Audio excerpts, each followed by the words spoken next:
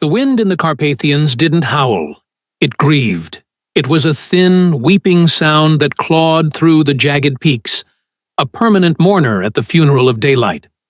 Below, the eternal night citadel stood fused with the rock, a fortress of black basalt that drank the moonlight and gave nothing back.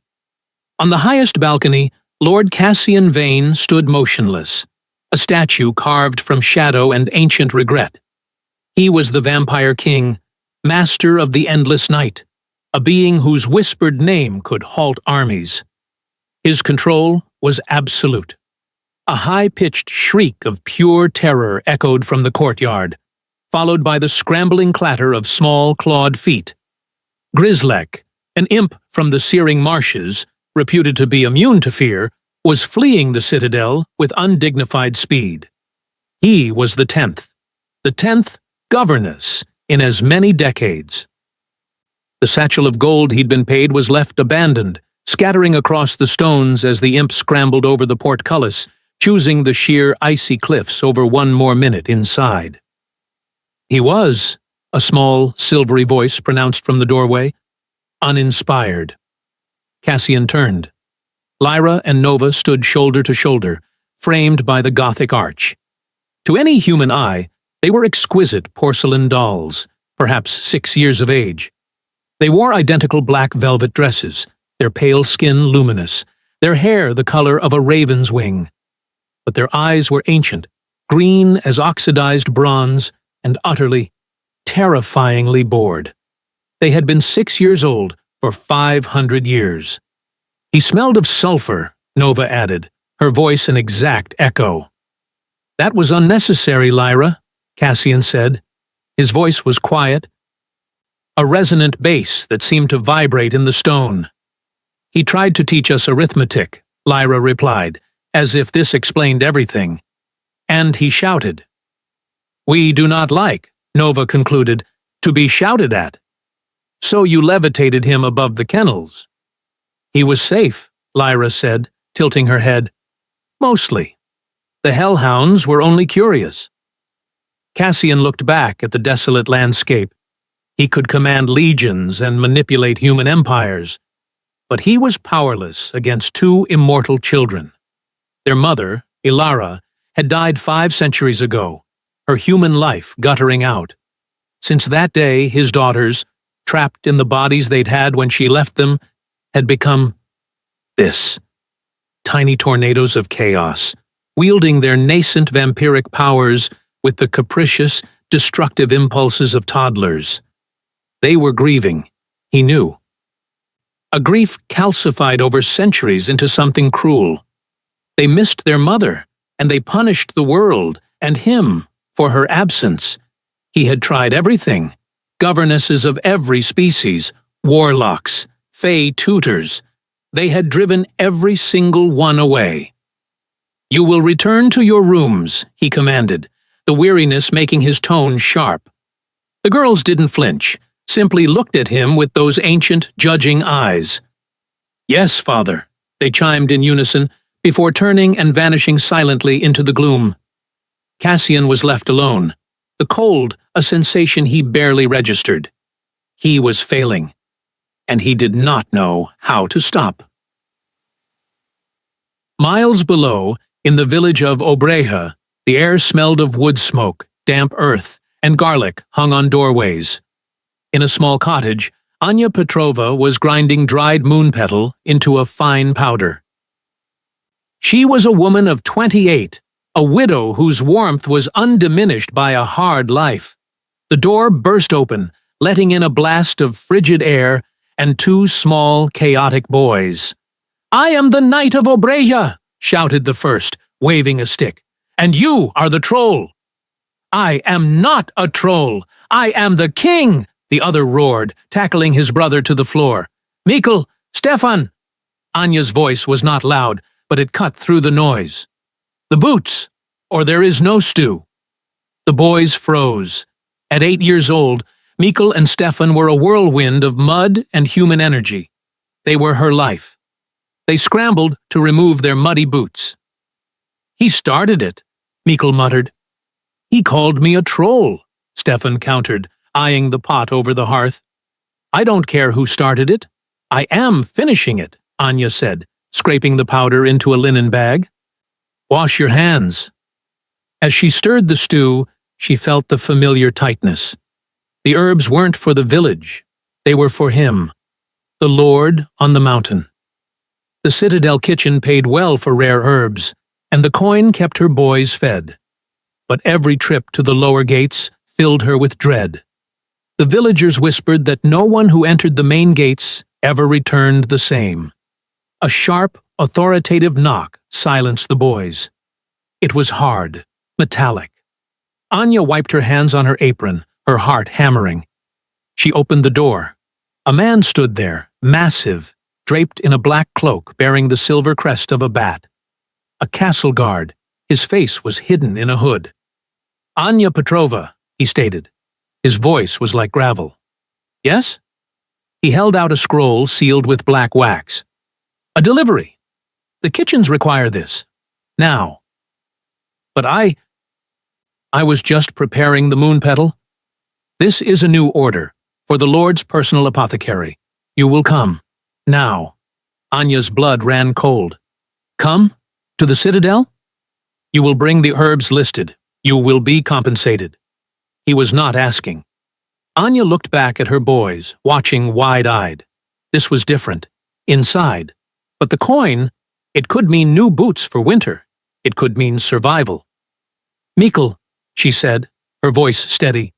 You are in charge until I return. Bolt the door behind me. Do not open it for anyone but me. Do you understand? Yes, Mama, Mikkel said, his voice small. Anya grabbed her satchel and her shawl and stepped out into the cold. She followed the silent guard up the winding, treacherous path to the place from which no good stories ever came. The interior of Eternal Night Citadel was an exercise in oppressive grandeur. Ceilings were lost in shadow, held up by columns that looked like the bones of giants. The air was still, freezing, and carried the scent of dust, old stone, and ozone. The guard led her through echoing halls, his footsteps absorbed by thick, blood-red runners. Anya's simple boots felt clumsy and loud. They passed no one. They reached a vast, dark hall. Wait here, the guard grunted. The apothecary is being prepared. Before Anya could respond, a distant bell tolled. The guard stiffened. I am summoned. Do not move from this spot. He vanished into the shadows, leaving her alone. Anya waited. The silence stretched. The cold seeped into her. She thought of her boys. This was absurd. Pragmatism won out over fear. She was a healer. She just needed to get paid and leave. She picked up her satchel and chose a corridor that seemed to lead downward. Hello? She called out softly. Her voice was eaten by the silence. She turned a corner and was truly lost. Frustration bubbled beneath her fear. She was about to turn back when she heard it. A crash, splintering wood, followed by the sound of 1,000 birds taking flight. She froze. Then, a faint, silvery giggle. She moved toward the sound, pushing open a towering oak door. The room was, or had been, a library. It was magnificent, 2 stories high, and in a state of utter supernatural chaos. Books were swirling in a vortex. An armchair was floating near the ceiling, upside down. In the middle stood the 2 pale girls in black dresses, Lyra and Nova. They were focused, their small hands outstretched. As a trembling human housekeeper cowered by a desk. Please, little mistresses, please stop. It's the master's favorite. The woman wept, shielding her head as a heavy tome circled her like a shark. You're boring, Lyra said, her voice flat. We're tired of you. Go away, Nova whispered. With a flick of her wrist, the heavy desk pinned the woman to the wall. The woman screamed. Anya didn't think. She acted. My goodness, Anya said, her voice clear and carrying. Everything stopped. The vortex of books clattered to the floor. The armchair thumped onto the carpet. The desk slid back half an inch, Lyra and Nova turned, their green eyes wide, not with fear, but with pure surprise. No one had ever interrupted them. "Who are you?" Lyra demanded. "Are you teaching the books how to fly?" Anya asked, calmly stepping over a sliding inkwell. She looked at the mess. An impressive mess. "I think they prefer being read, though. They last longer that way." The twins stared. The housekeeper, seeing her chance, scrambled out from behind the desk and fled the room, sobbing. Anya was alone with them. "Go away," Nova said, testing her. A large globe in the corner began to spin. "I'd rather not," Anya said, raising an eyebrow. She was terrified, but her maternal instinct was stronger. She didn't see monsters. She saw two profoundly naughty children. "It looks tiring, all this flying. And who, exactly, is going to clean this up? You?" A shadow in the corner detached itself from the wall. "No," a deep, cold voice resonated. "She will not." Anya spun around, her heart leaping into her throat. Lord Cassian Vane materialized from the darkness. He was tall, impossibly elegant, his face beautiful and sharp as broken glass. His eyes were the color of night, and they were fixed on her with terrifying intensity. He had seen everything. He had watched her stand her ground. He had watched her scold his daughters. Anya dropped into a trembling curtsy. "My lord, I was lost. I was bringing the herbs." Cassian glided closer, ignoring the chaos. "You are Anya Petrova, the herbalist." "Yes, my lord." "You are not afraid of my daughters." Anya swallowed, forcing herself to look at him. "My lord, they are children, and they were being unkind." A shadow of something flickered in Cassian's dead eyes. Disbelief? "They have driven 10 governesses from this castle, herbalist. Battle-hardened warlocks. They are not simply children." "They are acting like children," Anya said, her bravery feeling more like foolishness. "Children who are angry and bored." "And you believe you can manage angry, bored children?" "I manage 2 of my own every day, my lord. They are just louder and less magical." Cassian stared at her for a long, terrible moment. He looked at Lyra and Nova, who were watching Anya with a sharp, calculating curiosity. "The post of governess is vacant," Cassian said. "It is yours." Anya's head snapped up. "What? My lord, no, I am a herbalist. I am a mother. I am not qualified. You are the only person who has entered this room in a century who did not scream, flee, or try to imprison them." Cassian interrupted, his voice like silk over steel. "You are uniquely qualified. You will be given wealth beyond your imagination. Your family will be protected. You will start now." Anya's mind raced. Her boys, safety, a life free from poverty, a life here, in this cold, monstrous place. She took a deep breath. "I accept," she said. Cassian nodded, a flicker of triumph in his eyes. "On one condition." The air in the room dropped 10 degrees. The shadows deepened. Cassian's face became a mask of cold fury. "You," he whispered, "dare to give me conditions?" "My sons," Anya said, her voice shaking but her resolve firm. "Mikkel and Stefan. They are 8 years old. Where I go, they go. They will live here, in the Citadel, with me, and they will be safe." Lord Cassian Vane stared at the small, defiant human. He looked at his daughters, who had, for the first time in memory, stopped destroying things and were simply watching. He held her gaze, a silent war of wills. "Very well," he said at last. "Fetch your sons. Your new life begins tonight." Returning to Obreja was like descending from a dark, frozen dream into a world of damp earth and smoke. The guard did not escort her to her door. He waited at the edge of the village, a monolithic shadow that made the other villagers avert their eyes and hurry indoors. Anya, clutching the small, heavy pouch of advance coin, felt like a traitor. Mikkel and Stefan were exactly where she had left them, their faces pressed against the tiny cottage window. When she opened the door, they swarmed her. "You were gone so long," Mikkel cried. "Was it scary? Did you see the king?" "We are leaving," Anya said, her voice quiet, cutting through their excitement. She pulled their few belongings, a change of clothes each, her satchels of herbs, a worn wooden soldier, and a thick woolen blanket, and began packing them. "Leaving? Are we going to the city?" Stefan asked, his eyes wide. "We are going up," Anya said, gesturing toward the mountain. "To the citadel. I have a new job. We are going to live there." The boy's excitement died, replaced by a cold dread that mirrored the villagers.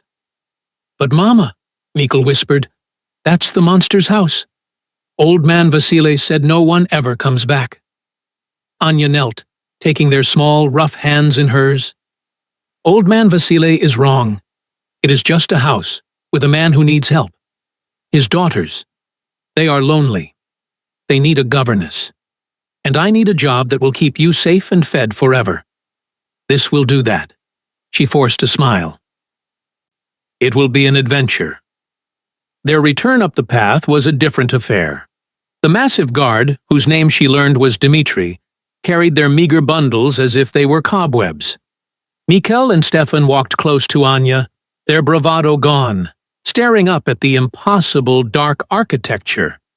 They were not given a room in the servants' wing. They were given a suite. It was a vast, cold set of rooms in the east wing, clearly unused for centuries, but impeccably clean.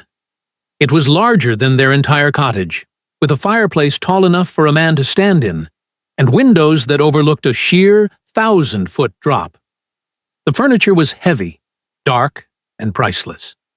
Anya's heart sank. It was a luxurious prison.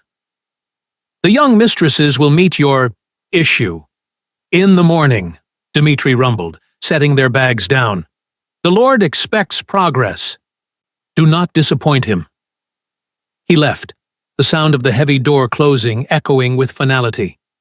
Mikkel and Stefan immediately ran to the fireplace, huddling together. "It's cold," Stefan stated. "Yes," Anya said, rubbing her arms. "Well, we will make it warm." The first meeting took place the next day, in a vast, tiled conservatory. The glass was so old it warped the view of the perpetually gray sky. Lyra and Nova stood at one end near a collection of dead, thorny rose bushes. They were immaculate. Mikkel and Stefan, in their homespun trousers, looked like woodland sprites. "These are Lyra and Nova," Anya said, her voice overly bright. "And these are my sons, Mikkel and Stefan." The girls said nothing. They just stared, their green eyes unblinking. Mikkel, ever the brave one, broke the silence. He pulled his most prized possession from his pocket, the small, painted wooden soldier his father had carved for him. "Hello," he said, walking forward. "My name is Mikkel. This is Captain Aylin." He held it out to Lyra.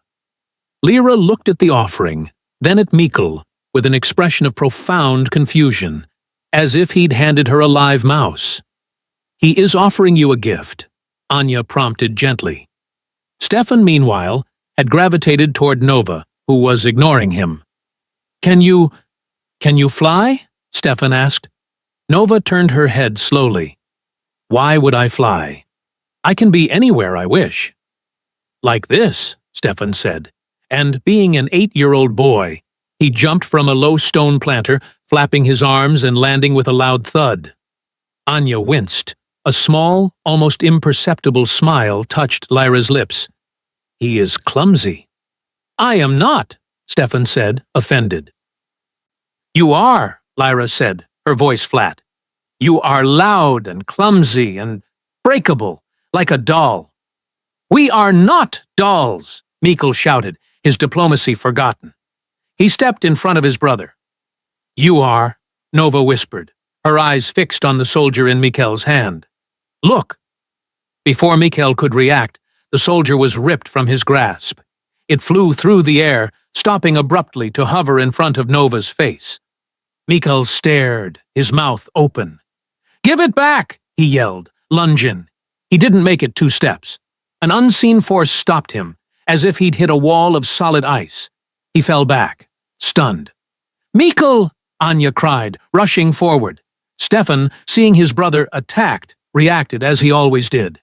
He grabbed a handful of loose soil and pebbles from the planter and threw it at Lyra. "Leave him alone!"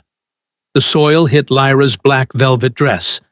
The temperature in the conservatory plummeted. The very air seemed to crackle. Lyra did not brush the dirt off.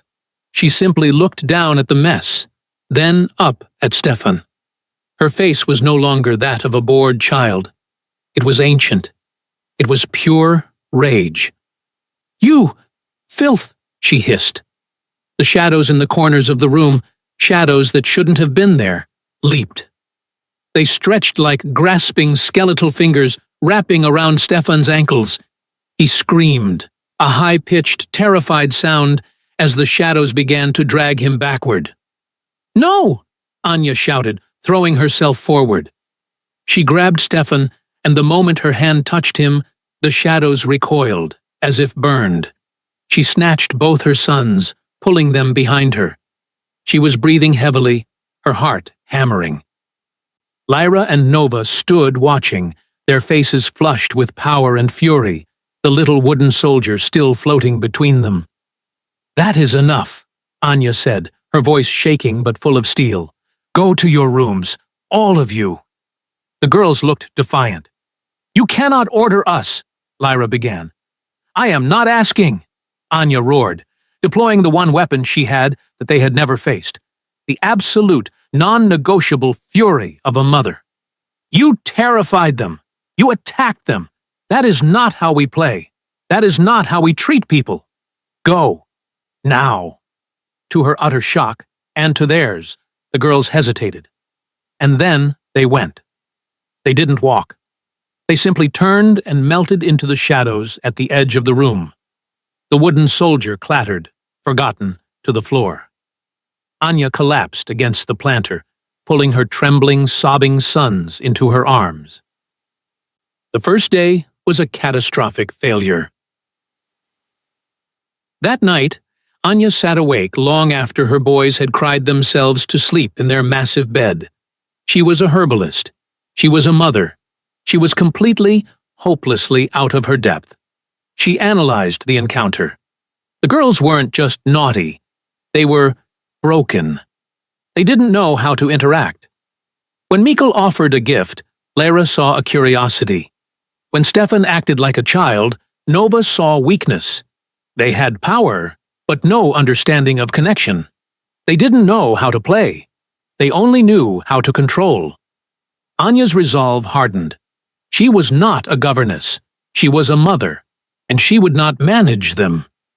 She would parent them. The next evening, she went to the library. It was the only room she felt they truly liked, the scene of their first meeting. She came prepared. She brought her sons, who were pale and refused to let go of her hands. She also brought a basket. Lyra and Nova were already there, sitting on the high-backed window seat, watching the snow fall. They looked up when Anya entered, their faces cold, expecting another lecture. "Good," Anya said, setting the basket down. "You're all here. We're having a picnic." Lyra raised a perfect tiny eyebrow. "It is night. And it is indoors." "My favorite kind," Anya said.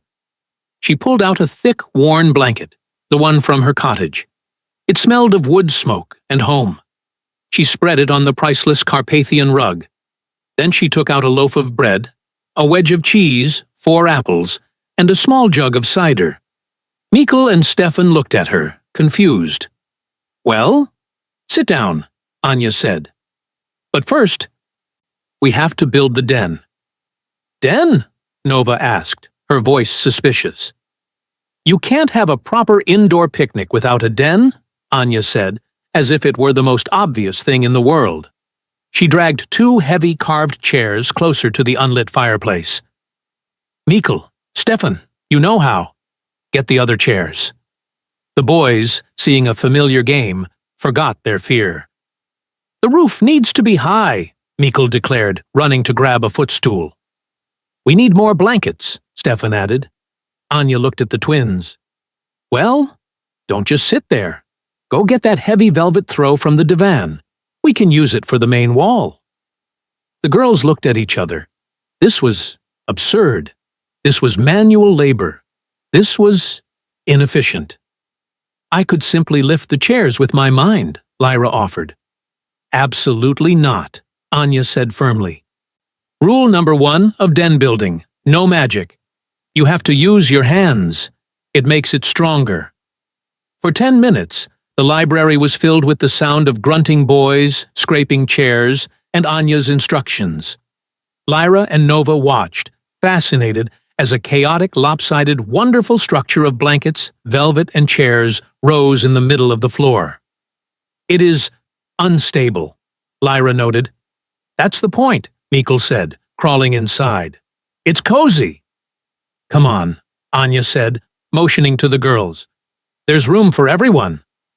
Slowly, hesitantly, the 2 immortal children who had terrorized a castle for 5 centuries crawled on their hands and knees and entered the flimsy, warm, human-smelling fort.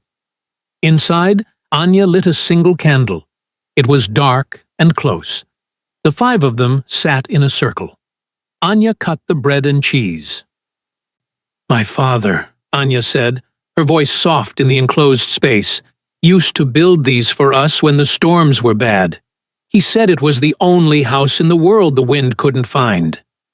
Our mother, Lyra whispered, her voice so quiet Anya almost missed it, hated the wind. It was the first time she had mentioned her mother. What was she like? Anya asked gently. The girls were silent. Then Nova, her face half hidden by shadow, reached out and touched the wooden soldier, which Anya had placed by the candle. She gave us a music box, Nova said. It broke. Perhaps, Anya said, we can find a way to fix it. They ate in silence, a strange, truce-filled quiet. From the shadows of the library's upper gallery, Cassian watched. He had watched the disastrous encounter in the conservatory. He had watched Anya's face, pale with determination, as she'd planned her picnic. And now he watched as his daughters, his wild, untouchable, grieving daughters, sat huddled under a blanket, eating cheese with the mortal children they had tried to harm a day earlier. He was stunned. He did not understand the logic. Her methods were chaotic, emotional, and utterly, bafflingly human. And they had worked in 2 days when his centuries of discipline had failed. He found her later, after the children were asleep. She was in the library, tidying the remnants of the fort. You are teaching them to be peasants.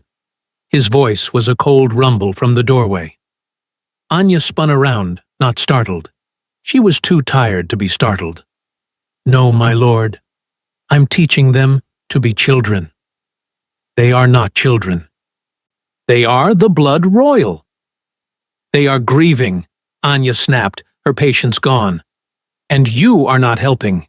You are their father. When was the last time you spoke to them about something other than their duty or their failure? He stiffened. You overstep your bounds, governess. Do I? She was too angry to be afraid. She walked right up to him. You are the most powerful being I have ever met. And you are terrified of 2 little girls. You hide on your balcony and in your throne room, and you send imps to do the one job that is yours. They are not unmanageable. They are in pain. They are breaking your castle because it's the only way to see if you will ever look up from your work. They don't need a king. They need a father. The silence in the library was absolute. No one had spoken to Cassian Vane this way in 1,000 years. His rage was a physical thing, a cold pressure that made the candle flames flicker. He wanted to throw her from the tower. He wanted to drain her of her life for her insolence. But he couldn't, because he saw in her tired, defiant human eyes, the one thing he had lost: the truth. He had been managing his grief and his daughters like a business. He had been failing. Without a word, he turned and dissolved into shadow, his retreat more telling than any shout. He did not see Baron Volkov watching from the far end of the hall. Volkov, his oldest, most traditional advisor, had seen the human governess confront the king. He had seen the king flee. Volkov's ancient reptilian face tightened. This human warmth was not a solution. It was a disease, a rot, weakening the foundations of the citadel. It was an infection that had claimed their king once before, through his mortal wife. Volkov would not let it happen again. The human and her spawn would have to be cleansed. Anya's words echoed in Cassian's mind. "You are terrified of two little girls." He hadn't slept, retreating to his cold solar. She was wrong. He wasn't terrified. He was perplexed, frustrated. But as the ice-blue moon crested the peaks, he admitted a colder truth. He was not terrified of them. He was terrified of failing them, and of the 500-year-old chasm of his own grief. He'd built his kingdom on control because the one thing he couldn't control, Ilara's mortality, had broken his world. Anya, with her peasants' bread and blanket forts, had simply refused to honor his defenses. He made a decision. He walked to the girl's wing. The door was, for the first time, ajar. He pushed it open. They were not sleeping, but sitting on the floor, the lost wooden soldier, Captain Allen, between them. "He is made of wood," Lyra observed, touching the paint. "If I dropped him, he would break." "He is not like the music box," Nova whispered. She looked up and saw him. "Father." The human was angry. "Yes," Cassian said. He stepped fully into the room. It was a room of childish things frozen in time. In the corner, on a marble plinth, was the shattered, rusted tangle of metal. The music box. He glided over and picked up a broken gear. "I remember when your mother gave this to you," he said, his voice quiet. The girls were instantly, electrically still. He never spoke of their mother. "She was frustrated," Cassian said, a ghost of a smile touching his lips. "You were too. You had just learned to teleport, short distances. You kept vanishing from your cribs and appearing in the chandeliers." A flicker of interest in Lyra's eyes. She was terrified you would fall. "So, she found this." He gestured to the broken box. It played a very human, very annoying tune, but you loved it. You would sit for hours. You learned to teleport the box instead of yourselves. He looked at them. "She called it anchor magic. She said it was the first thing that ever held you in one place." "It broke," Nova said, her voice a tiny, wounded thing. "Yes, after. You were angry. You threw it against the wall, and it broke." He placed the gear back. "You were not angry at the box, Lyra. You were angry she was gone. And I was angry too. So I did not fix it." He looked at his daughters, truly saw them. "Perhaps I was wrong. Perhaps it is time we fixed it." He didn't know what else to say, so he left, the silence in the room no longer empty, but filled with a new, fragile possibility. The next few weeks transformed the citadel. The change was not loud. It was a series of quiet shifts. Anya, armed with the revelation, declared Project Workshop. She requisitioned a dusty room, and with her son's clumsy help, began tinkering with the music box's delicate gears. The four children found a strange, chaotic equilibrium. Mikkel and Stefan, no longer terrified, invented Shadow Tag, where the twins would hide by melting into the wall, and the boys had to find the one patch of shadow that felt cold. Lyra and Nova, in turn, were fascinated by the boys' scraped knees, their need for sleep. their loud, messy laughter. They were learning, through the simple act of play, what it meant to be young, not just small. Anya taught all four of them herbology in the moonlit gardens, how to read, how to share. She treated Lyra and Nova's telekinesis as just another trait. "Lyra, please," she'd say, "we do not float the soup bowls. Use a spoon." And Lyra, after a moment of silent rebellion, would use a spoon. Cassian watched. He began to appear at their strange, chaotic family dinners. He said little, but he listened. He watched Anya navigate a dispute between Stefan and Nova over a toy with the diplomatic skill of a seasoned ambassador, ending not in tears or shadows, in a grudging compromise. He was learning. He was seeing that what Anya wielded was not a lesser power. It was, perhaps, the only one that mattered. But not all in the Citadel saw this as progress. Baron Volkov watched from Cassian's side. He saw the king becoming distracted, soft. He saw the ancient Vane bloodline sullied by the smell of human bread and the sound of human laughter. This Anya Petrova was a witch, a siren, who had done what no army could, infiltrated the king's heart. The final straw was overhearing Cassian ask the chief artisan to find a way to repair the human music box. The rot was deep.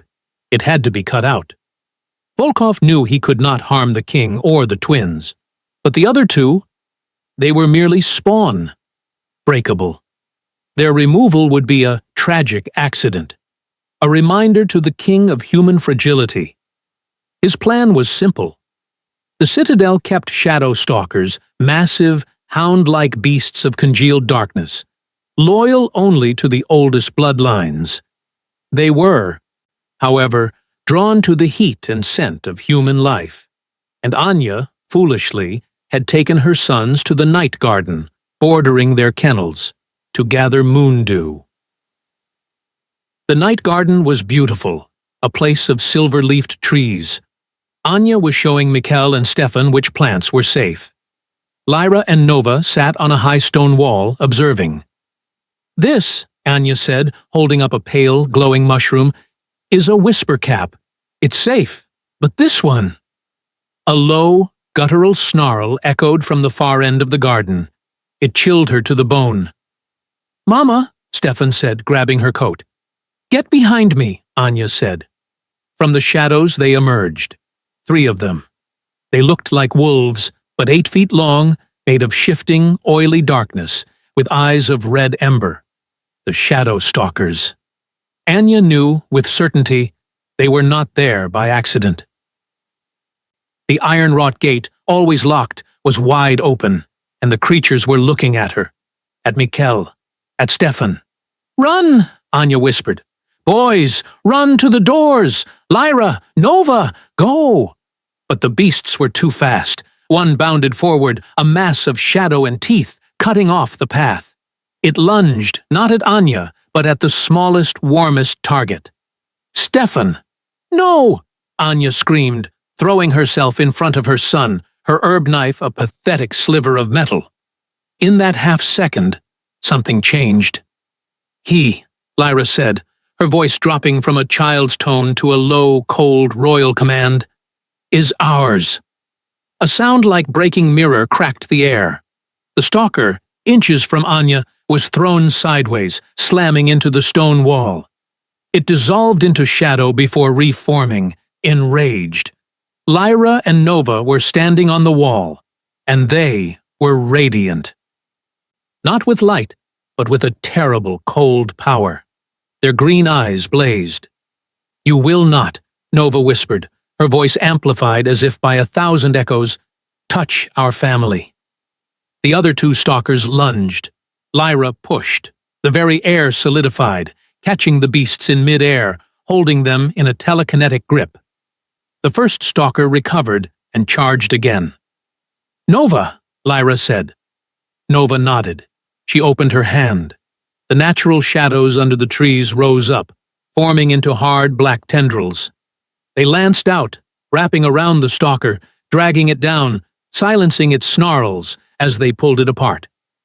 Mikkel and Stefan watched, awestruck. Anya slowly stood up.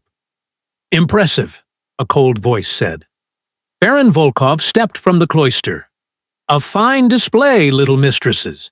You have dispatched the beasts that, tragically, escaped." "You did this," Anya accused, her voice shaking with rage. "I merely observed," Volkov said. "A simple test, to see if the king's new pets could survive." He was looking at Cassian, who had just appeared at the garden entrance. Cassian Vane did not move. He took in the scene. Anya shielding her sons, Volkov sneering, and his daughters standing on the wall, vibrating with power, protecting everyone. He had his answer. "Baron Volkov," Cassian said. It was not a quiet voice. It was the voice of the king. "My lord," Volkov said, bowing.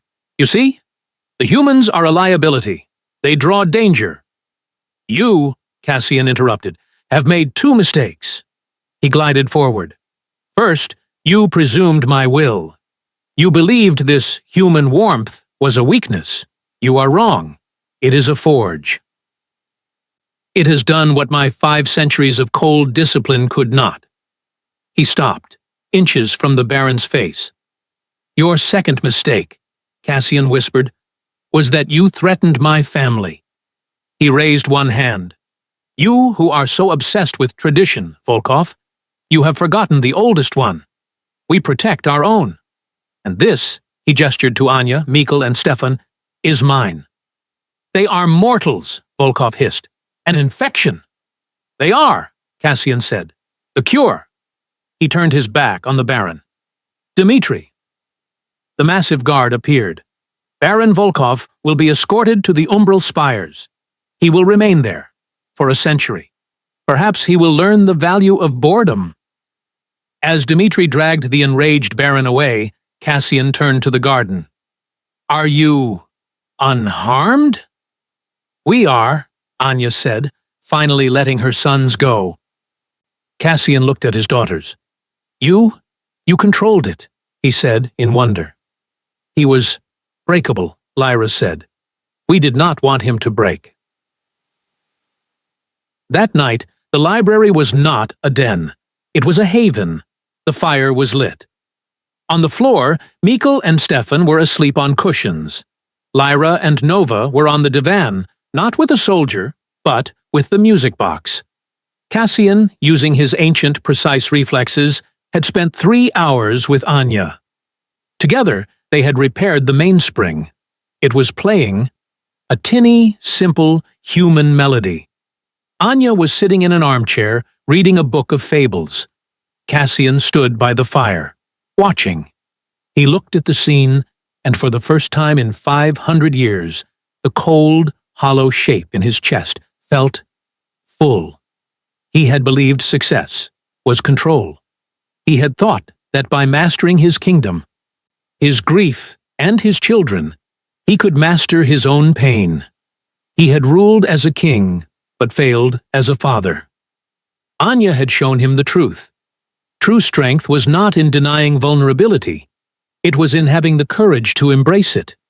It wasn't about building higher walls. It was about the bravery to open a door. And his daughters. They weren't unmanageable. They weren't monstrous. They were children who had been screaming in pain. And their chaos was the only language they had left. Their destructive, wild behavior was never the problem. It was the symptom of a profound, unhealed wound. They hadn't needed discipline or magic or fear. They just needed someone to be brave enough to listen to the need beneath the noise. They needed someone to prove that they were worth staying for. Family, Cassian learned, was not about blood, or tradition, or immortality. It was a choice. It was the messy, chaotic human act of choosing to show up. It was building a den of blankets in a vampire's library. It was protecting a human boy, because he, too, was yours. He looked at Anya, who had fallen asleep. He looked at the 4 children, 2 human, 2 immortal, sleeping in the same warm pool of firelight, anchored by the sound of a simple, mortal tune. He finally understood Ilara's anchor magic. It wasn't the music box that had held his daughters. It was the love. Cassian Vane, the Vampire King, smiled. And for the first time, it reached his eyes.